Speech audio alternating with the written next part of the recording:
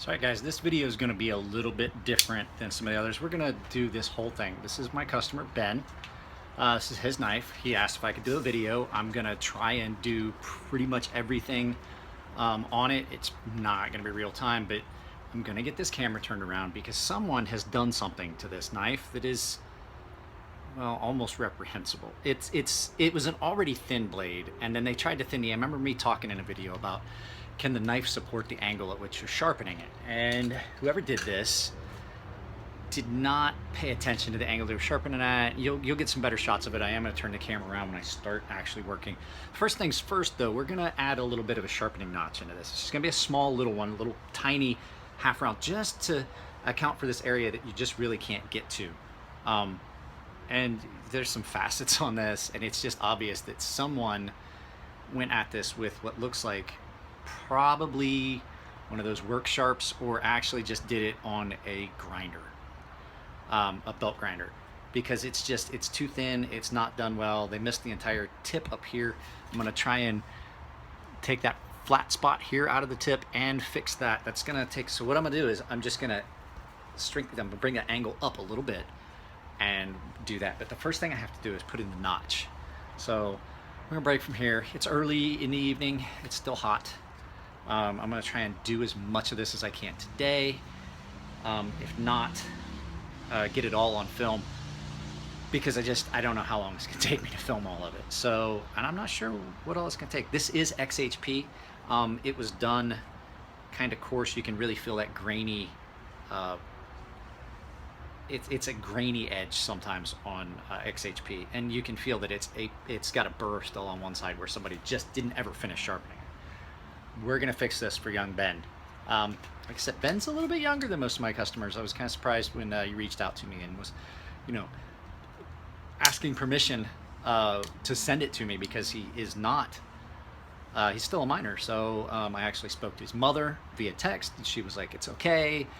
That's fine," and all that stuff. So it's kind of interesting and unique. It's a little bit different than something I'm normally having. So get this camera turned around. I'm gonna get started on it, and then I have to break and make supper and talk to my daughter and stuff. So this is gonna be one of those videos where majority of it's gonna be me working, and then that's pretty much what you're gonna see is the try and get a better overhead shot now that I have the tripod.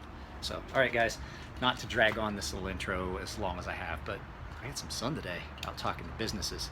So, all right, you guys hold fast and I'll get everything set up so we can get started. All right, guys, first things first, I don't have a soft jawed vise. So what I do have, though, is cardboard, and it works fine for what I've used it in the past.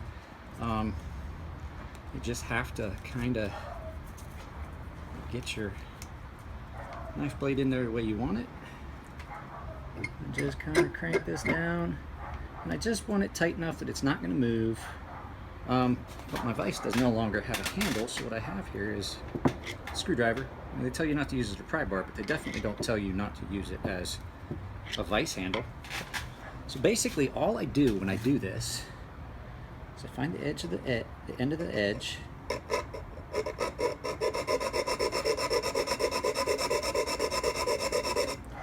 I just simply start to cut in a notch. Now on this knife, it's going to be pretty small. The last one I did was for my customer, Mr. Tabor, and his was a little bit larger because of the type of blade it was. So, and where that edge terminated in what I was going to have to do. So basically, once I get this down, and this is CTS XHP, and it is fairly hard. It's going to take a little bit of time. This is basically what I do. I get this little half moon notch in here,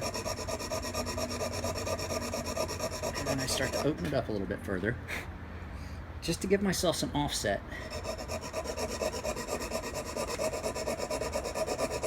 And then I'm going to take it back all the way to the plunge by just pushing back this direction a little bit once I get it cut down, so that you can see what I'm doing as I'm going this way. So I just went straight down, and as I go, I'm putting pressure this way so that little half moon notch opens up a little bit further. So it's going to keep deepening widening a little bit. When I get it where I want it, I'm just going to kind of back and forth a little bit.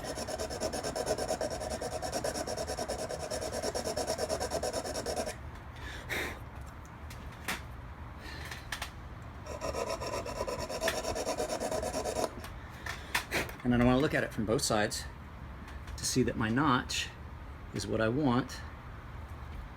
Make sure it's pretty even on both sides. So now what I have is, I have that little notch there where it's just round. So what I do then is I take this flat file and I find the angle I want. I'm going to bring that down all the way down into the round to give it more of a teardrop shape on something thin like this. A larger or thicker blade, I would have done a deeper notch like I did on Chris's knife. So we pull it out, we look at it, and we see.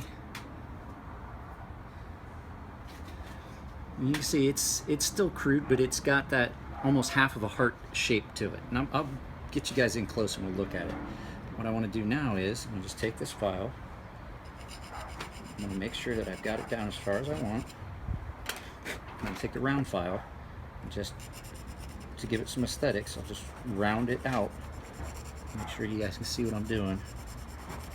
Round it out a little bit more, just to make sure that I've got it to look the way I would want it to look. Now, there we go.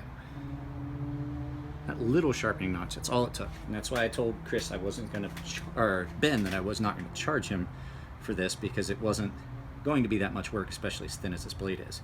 So give me a second, guys, to start setting up for our next steps. All right, guys, so this is what I was saying. It's going to be kind of hard to see, but it's round on the bottom. It's got that straight angle up. It's just like a little half moon, or I'm sorry, like a half of a heart shape that goes down below the edge and just allows me to get some standoff from. You can see where somebody else has gotten that into a belt grinder. I'm pretty convinced that they did on a belt grinder, and they've even done it at the point where there's a recurve on this. So I am going to have to take off a significant amount of metal to repair this. It's going to take a little bit of time. This is not just something, especially to do it, so you can see the angle's not, it's wider on one side than the other. We're going to try and address these issues for young Ben. This is a cold steel broken skull. This is the first one of them I've seen. I actually, like, if I was going to buy another cold steel, this would be one I would probably get. Nice and thin, nice and light. Probably carries really well, but it still gives you a good amount of cutting. And it's not tiny when it comes to how thin the blade stock is. So let's do a comparison here. Let's get this focused in good, and we'll see, compare blade stock between that and my Ferrum Forge Fortis. I mean, it's not super thin. I've got a lot of knives. It's about as thick as my Sabenza, I guess, would be what I would say. But yeah, let's go ahead and we're going to get started on the actual sharpening here in a minute. All right, guys, we're going to do something that I very rarely do. Give me just a second to grab something. I'm actually going to use this Diamond Sharp Extra, this Dia Sharp, the DMT Extra Coarse. I usually use this for flattening my stones. I very rarely use this on knives, but I have a lot of material that I have to remove to make this edge what it should be. With these diamond stones, I don't like diamond stones, but when you're dealing with something like this, or 20 CV, sometimes it's something that you want to think about using. So you only use water with the diamond stone. You don't use any oil or anything. It's not like you're using WD-40. So what I'm going to do is I'm going to find the angle which this was sharpened, and I'm going to raise that angle up, and I'm going to steepen that angle up so that I can remove enough material. And this is going to be a little bit of a thing, because I want to try and remove that recurve out of that. So I already know I've apexed it because how coarse this is, and I'm at a steeper angle than what this was sharpened at before. And I'm only doing this just to remove a lot of material real quick to even that out. So it doesn't need to be that ridiculously shallow an angle. So I'm removing a lot of material at once. It's gonna take a bit because I have to remove this. It's recurved in 2 spots. Whoever did this wound up getting it to the point where there's a flat spot here, almost a recurve, and the tip just isn't even married up. So what I'm trying to do is I'm trying to repair the tip. I'm trying to take off material to get this angle back and see what we can do as far as getting this edge brought back to something usable. This isn't going to be the final sharpening edge. This is just basically stock removal at this point, because I can see already that this edge is completely wavy and out of what it should be. The stone's not even touching in a couple places there. So what I have to do is take off that material to make it touch, to make it a straight edge again. So we're gonna, I don't think I'm gonna keep you guys along for this entire, this is gonna be a while. This could be an ongoing thing, but I'm already starting to see that edge marry up better. You can see where the edge just goes all over the place. But get my, just don't make a huge mess all over my bench. I usually use this. This is the plate for flattening your stones for your Edge Pro, and I use it as a.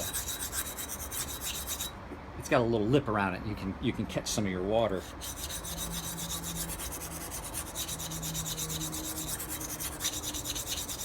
I don't know what angle they sharpened this at, but it was really, really, really, really shallow. And I'm just trying to steepen it up again, because on a knife this thin, you don't need such a shallow angle, because it's gonna be slicey just because it's a thinner blade stock. And this is starting to round that point back out again. Right here it was flat. It's starting to, I still have a lot of work to do to get this recurve area here taken care of. But like I said, I'm basically regrinding this knife by hand is what we're at right now. Let me get some of this, it's windy out here, stuff is blowing around. Normally I would be watching a Netflix or a YouTube video doing this, but I usually do that on my phone, so.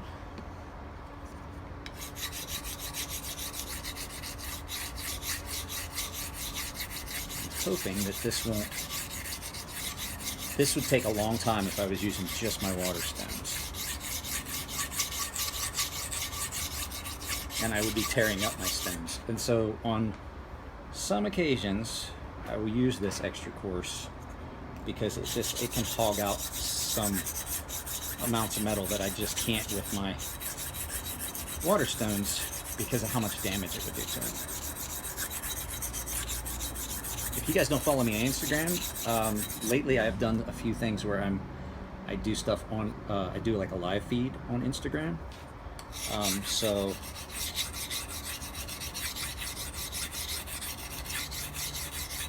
you guys might want to follow me on Instagram so you can see if I'm doing a live feed. Usually it's not much. I'm just trying to get it set up because I want to start doing some live stuff. I thought about doing some live stuff on YouTube. This is one of those times where I'm not taking an edge and shallowing it. I'm actually trying to thicken it up because let me see if I can get this in for you. You can see I'm kind of following the edge on this side. Let's see if I can get a good view of it. If I could get it to focus. It's actually way, way shallower on this side of the tip than on this side. And it's because somebody ground it. So I'll get some pictures. I'll show you some pictures. Let me pause this and I'll get some pictures of it for you. So one of the things I've learned about sharpening using stones and things like that is you don't have to use pressure. The stone's going to do the work whether you're pushing hard or not. Especially these diamond stones, you're just going to wear yourself out because, and actually wind up damaging the diamond and removing the diamond. So well, I've been at this for about 10 minutes. This is going to be a long and drawn out process. When I got this knife, I did not realize how badly it was ground, and the problem is this side's almost fine now. This side is almost good. There's just one little spot here where there's a low spot. The problem is the other side is still so badly misground, and part of it is going to wind up staying. It's not going to be as aesthetically pleasing, but at least I'm going to be able to marry the angles up. Trying to keep track of things, make sure my daughter isn't trying to FaceTime with me. But this side that I'm currently working on is so much worse than the other side. And now that I see it, I'm thoroughly convinced that somebody did this. Somebody was probably left-handed and did this on a belt grinder, or right-handed. This side they were fine, and then this hand they got all. Nope, this side they were fine. I'm sorry, they were probably left-handed. So this way they were fine as they were on the belt grinder. This way they got weaker hand, the hand that doesn't do as good. And I can tell you this because I just did that fixed blade knife, and I had some issues that during final sharpening I took care of. But initially to set the angle on that 20 CV, I used the belt grinder, and I caught myself doing what I'm talking about right now, which is one hand was much better at it than the other. And it's something that comes with practice. It's the first one I've really done that way. I've done a lot of left-hand grinds on my neck knives. I've done a lot of right-hand grinds on my neck knives. But I've never done a right to marry up to a left. And it was definitely something that I recognized that I'm going to have to practice. One of the trainers for Aflac told me once, while I was in training here not too long ago, he said anything worth doing is worth doing bad, as long as you don't continue to do it bad. If you're learning from your mistakes and learning your lessons, then by all means do it bad first, bad before good. And so that leads directly to why I'm not making money yet. I'm still learning when it comes to the Aflac insurance stuff. So we still have a low spot here and a low spot here. They're horribly low. I'm going to talk to Ben and find out if that's something he wants me to actually rectify, or if he wants me to leave to, if he just wants it because it's aesthetic. Because once I get that recurve out, those little recurved low spots out, the edge is still going to be sharp all the length of the blade. It's just going to have a spot that doesn't look as good. So that's the customer's preference. That's where we get into talking to the customer about what they want. For me, I'd leave it. I only have a few knives that I give a crap what they look like. But as I'm going, this is I think it's going to be okay. And I'm trying to do some tip repair while I'm at it, which means you spend a little bit more time at the tip of the knife to take off some material. You're still marrying that angle back in, but it's going to give you, there we go. I think we've just about got that side. That side is fine all the way. This is the side that has some low spots at the heel and the tip. So like I said, guys, this video is going to be a little bit longer. You don't necessarily have to watch. This is because Dad requested that I just videotape what I was doing. But this seems to be going a little bit quicker than I thought it would. We still got a good bit of material to remove here and here. But I'm going to pause this.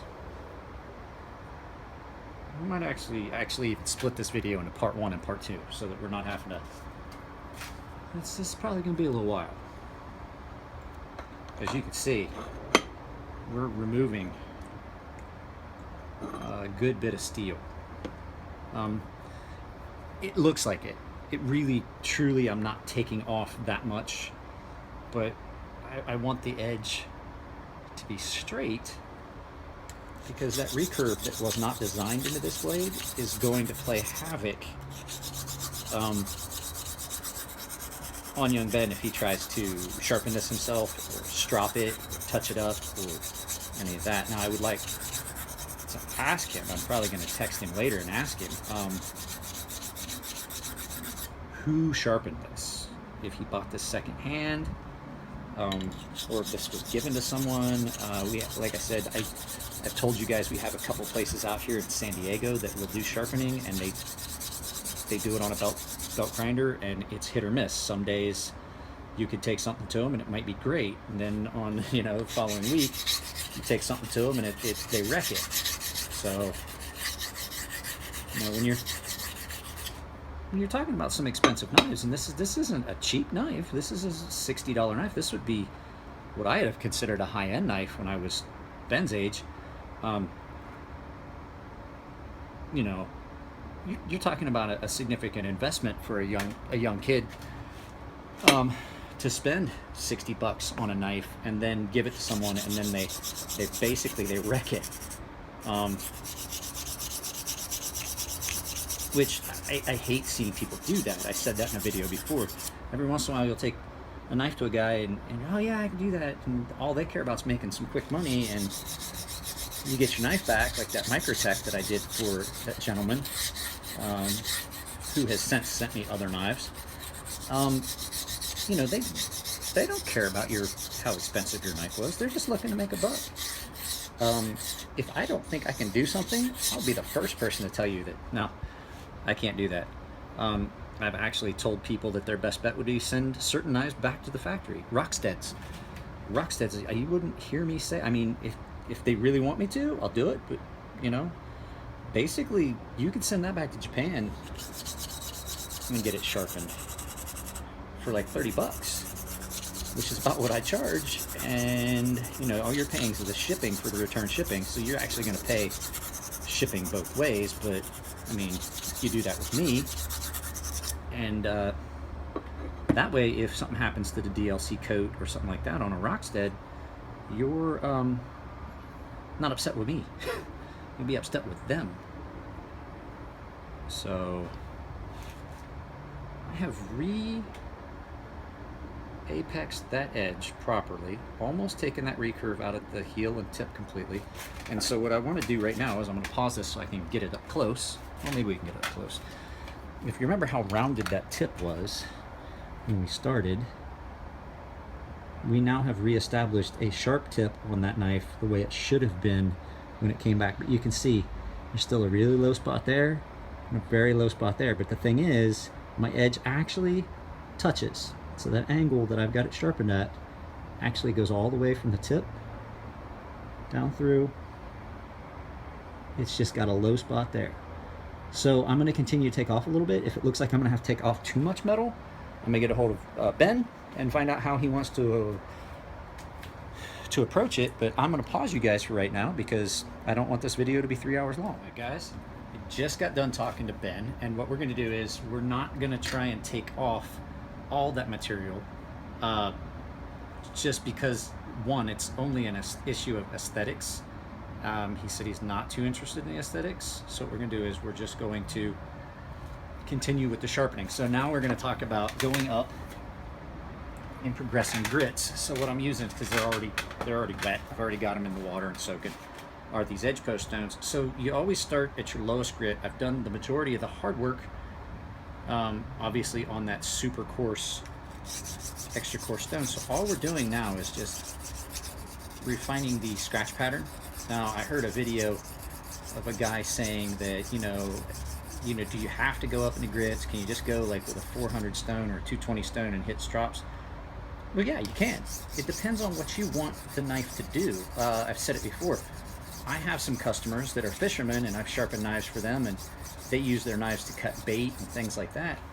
And when I sharpen their knives, I have to keep that in mind, because they don't necessarily want a super fine edge, because for them, they want something that's toothy enough to cut what they need to cut on a boat, something that's almost serrated. A lot of times their knives get done at about 1,000 grit, and that's all the further I go. because I actually learned that lesson. For me, what I wanted was a more refined edge, and when I would, I just basically based everybody's needs and uses on what I thought was the best edge for me, and I learned real quick.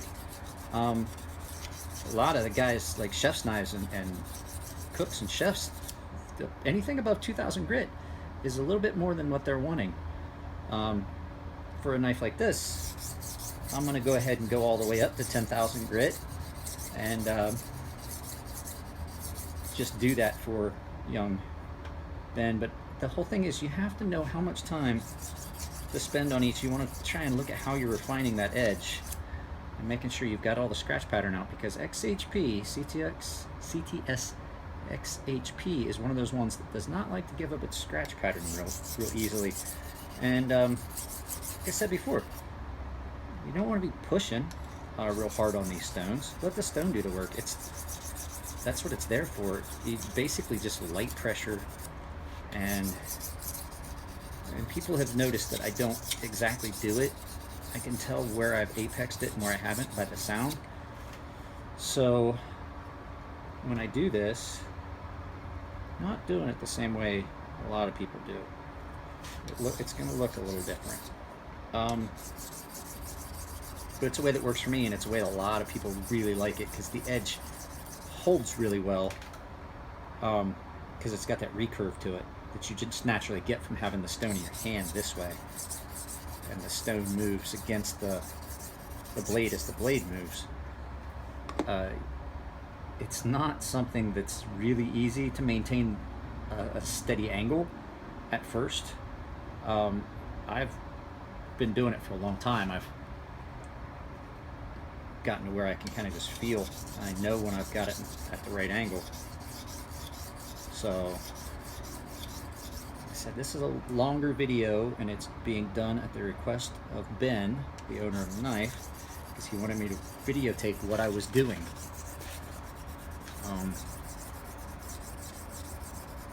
I'd like to say that I had a better studio or something to do this in, but I mean, we have my backyard. That's it. This is what we've got. So I think we're about done on this 220 grit, because all I was trying to do was just remove the scratch pattern from that super coarse. It's sharp. It's been apexed, and it's ready to go up in grit. Now, I asked Ben, he said he bought this knife this way. There's some warps down the blade that my edge is going to look a little different in places. So, but that's just because of the way it was sharpened before, and how much material got taken out in these two spots. So, next step, we go up in grit. That was 220, this is a 400 grit. Find your burr. If you can't remember which side of the knife you sharpen last, find your burr. So I apparently finished going this direction. Find my burr, so my first strokes are going to be going this way. I'm going to remove that burr first thing first.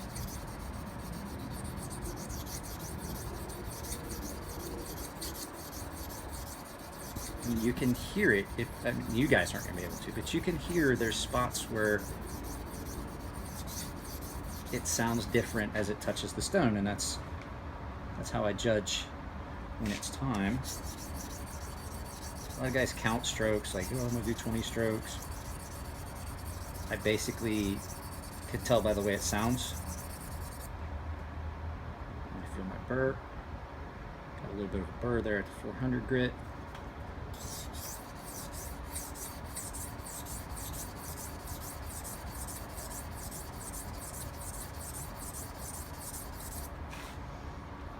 Now, there's nothing wrong with counting strokes. As a matter of fact, it's a really good way to make sure that you don't get an uneven edge.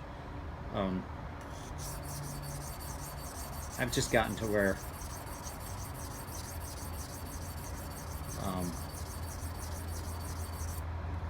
you don't necessarily need to count my strokes on each side, because it's just easier for me to kind of just listen to it and know at what point it's time to that.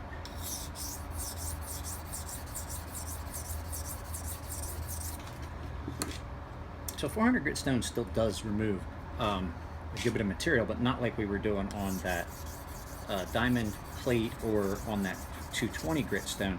I actually have a 100 grit stone. I don't like to use it.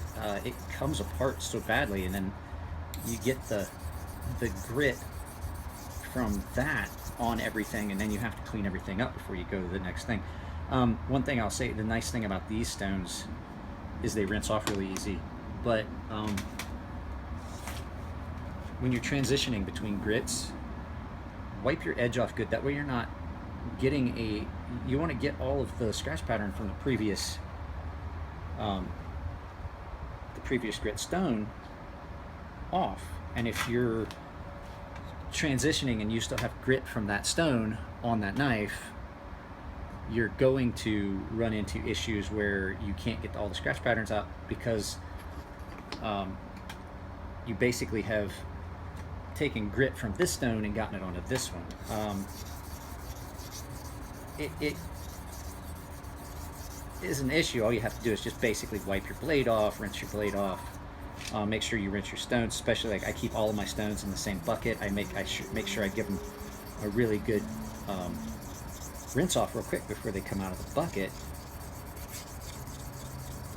I just am trying to make sure I got all of this down to where I want it. It's really easy to not notice it at the the lower grits, and then when you get to the higher grits, you're like, crap, there's a spot right there that I missed, that I didn't get all that scratch pattern off. The higher you get up in the grits, the harder that is to take care of, because the larger grit, the higher grits don't cut and don't remove as much material.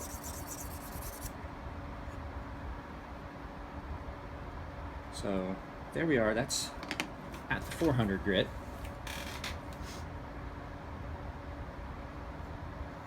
And I can feel there's still a little bit of a burr.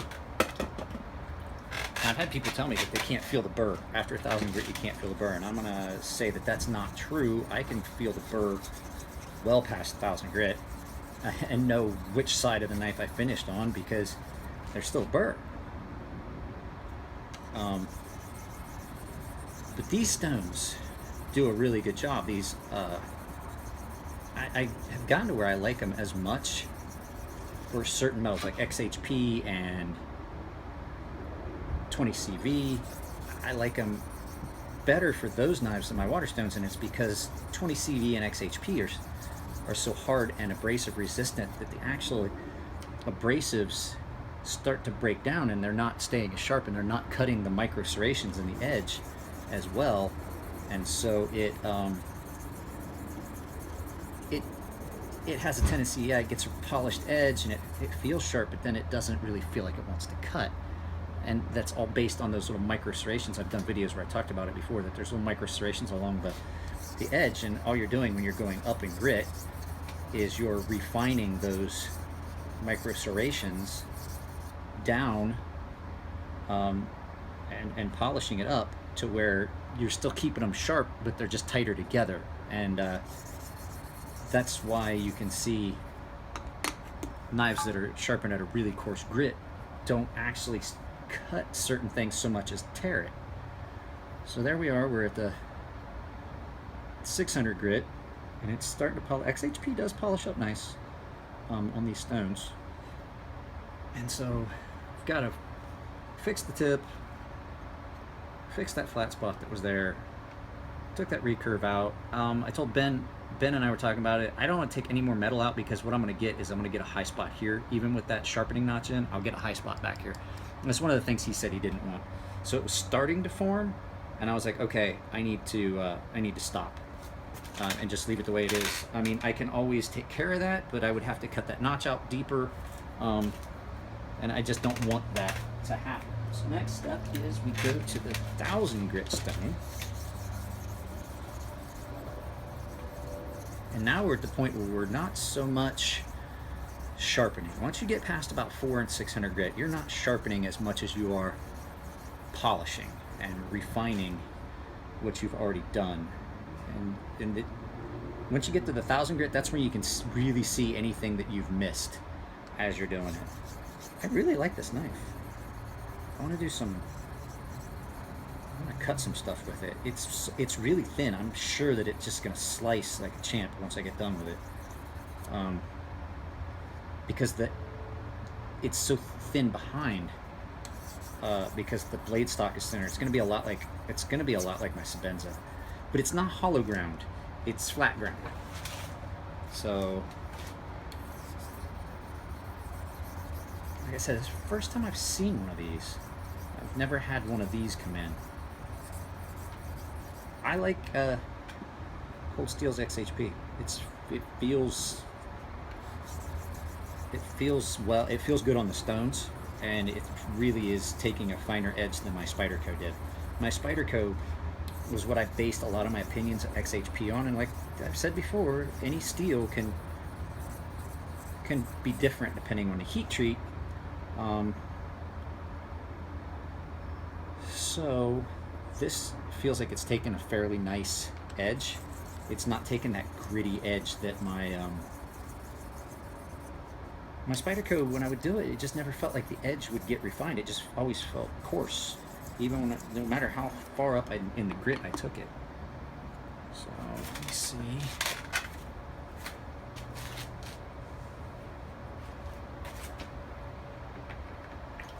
So now we've moved from those aluminum oxide stones to some actual Chaucera water stones. So the first one is going to be a 2000 grit.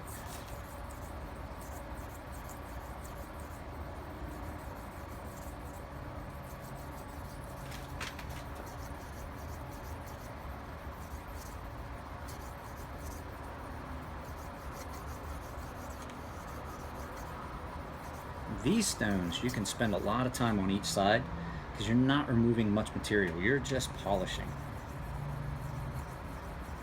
So you'll still form a little bit of a burr, but not much.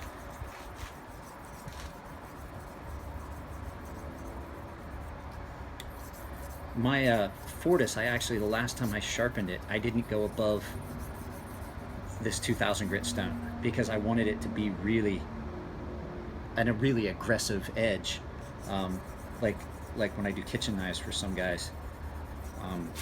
I did it at a 2000 grit, which is where a lot of those guys have decided they want me to stop. Some of these guys are bringing me some really expensive kitchen knives. I've got some chefs so that I do some sharpening for, and we're talking about really, really expensive kitchen knives.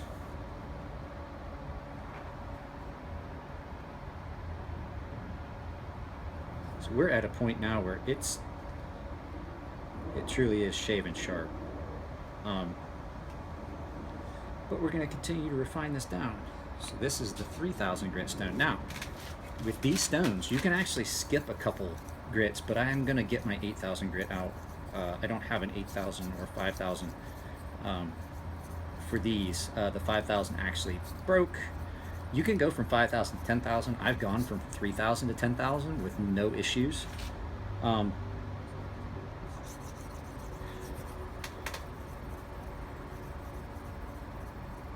But what I'm going to do today is I am going to use the 10,000 or the 8,000, the 5,000, and the 8,000 because XHP does have a tendency to take that kind of coarse, gritty feel to the edge, and it's because of the size. Elliot Williamson and I were talking about it, and it has to do with the size of the vanadium carbides that are in XHP versus the different steels have different things, and XHP has a really high vanadium content, and so it has some really hard, large, coarse vanadium carbides that form in it, and so it's still pretty fine. But what we're going to do is we get my 5,000 grit out, my 8,000 grit, these ones, my 5,000, my 8,000. These stones don't need a lot of prep, just a little bit of water. This one usually needs a little bit more than the others, but you can kind of get started and then just keep applying water as you go, because we're not going to spend much time on this stone. This stone cuts real well, it doesn't take much. So yeah, that's about all it takes on this stone. It's a couple passes And you can hear it when you've gotten that scratch pattern out. You can hear the change in it. So, I mean, that's pretty much just a mirror. So we might just skip the 8,000. I don't know. I'll give it a quick run on the 8,000. Better wet it so it's ready. This 5,000 does need to soak up a little bit more water than the others, but like I said, with a splash and go like this, you can get away with it as long as you keep water on it while it dries.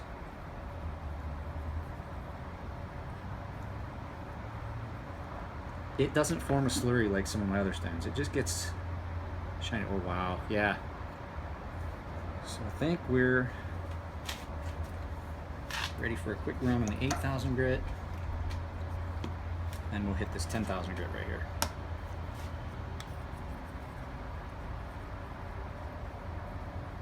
These are definitely stones that you don't want to push hard. These stones are a resin bound stone, the same with these. And what will happen is if you push hard, if you get your angle off, you'll actually cut the stone. It'll just cut right into it.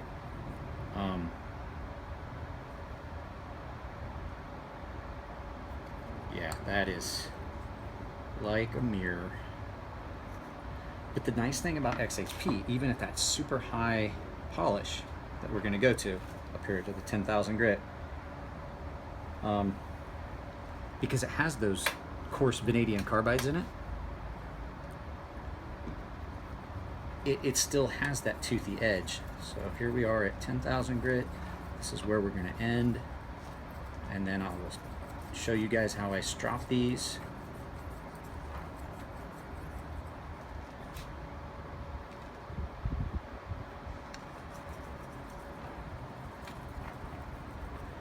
Like I said, once you get, the further you go up in grit, it should take you less and less time on the stones. Unless if you're taking longer on a high grit stone, and I'm just wanting to make sure I got all of the burr off of this one and all the way to the tip, has got that polished 10,000 grit edge. If you're spending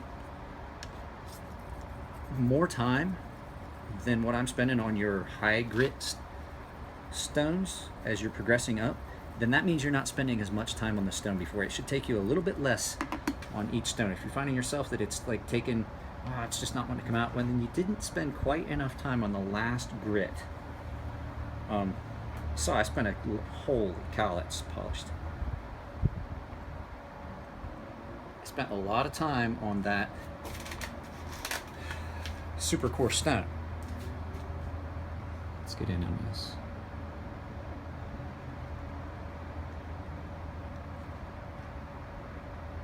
So that's 10,000 grit. Now I have a 12,000 grit stone that I reserve for straight razors that I do occasionally use on some knives. Now I'm not going to use it on this because what I do have, you guys have seen them before, I have these. These are my strops. This one I purchased, the other one I made myself. This is a 1 micron, so no pressure. Just a couple of stropping strokes. I'm not going to tell you what's in it. That's a little bit of a secret, but I can tell you this is the last time this is the last one of my balsa strops that's going to be loaded with what I currently have on it, because I don't have any more and I can't find it anywhere. It was a paste that watchmakers used to polish watch faces. That was a diamond paste that I put in this, and I rubbed it into the balsa, and it stays real well. And then, so that's a 1 micron.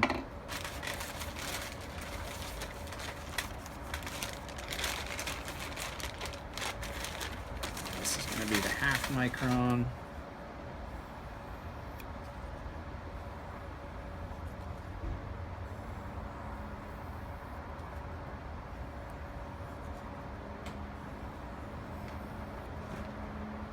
So this is done. What we're going to do real quick though is we're going to get a piece of magazine paper, take a look at it before. I mean, you really, visually, you can't see much of a difference between the 10,000 grit and then the 1/2 micron, which is 50,000 grit, I think, 100,000 grit, or 0.5 micron, I mean. But I mean, it is, as you can see, there's that little low spot there, and there's a little low spot there. But like I said, that's just aesthetics. That edge has been reset. All the way from heel to tip. It's got that mirror polish. So, Ben, here's your video, and we're going to do a quick cut test.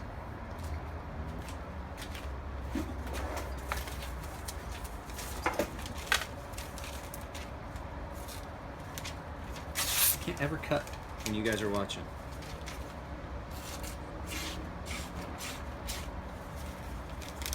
There we go. But the proof is in when I take it in, and I'm going to bring the camera in and do it. We're going to cut a hair with Ben's knife. So guys, let's adjourn to my bathroom. Guys, I've never really been able to get this on film the way I want it. So now that I have that focus locked in like that, let's see what we can do.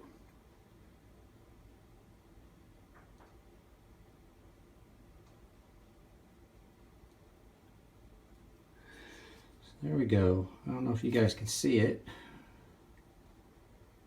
There's a little curly cue that I cut into that hair. So we're going to zoom back out. We're going to see if I can treetop it without... Oh, see, that's what I always run into. I always cut it.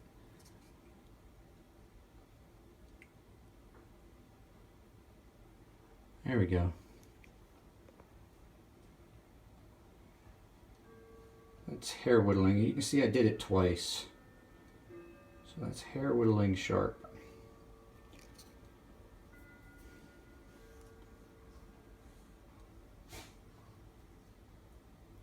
So,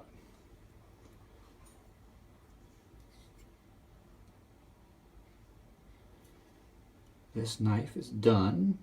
It's going to go back to Ben. The tip has been repaired. The edge has been evened. Everything is done. So Ben, I appreciate it. This is kind of cool. I've never actually done a video from start to finish on a knife like I did with yours. So I appreciate it. I will text you in a moment. You'll probably see the video after I text you. Your knife is ready to come home. It's my remote. All right, guys, I know it's a long video. If you guys stuck to the end, I really appreciate it. I'm going to put it up.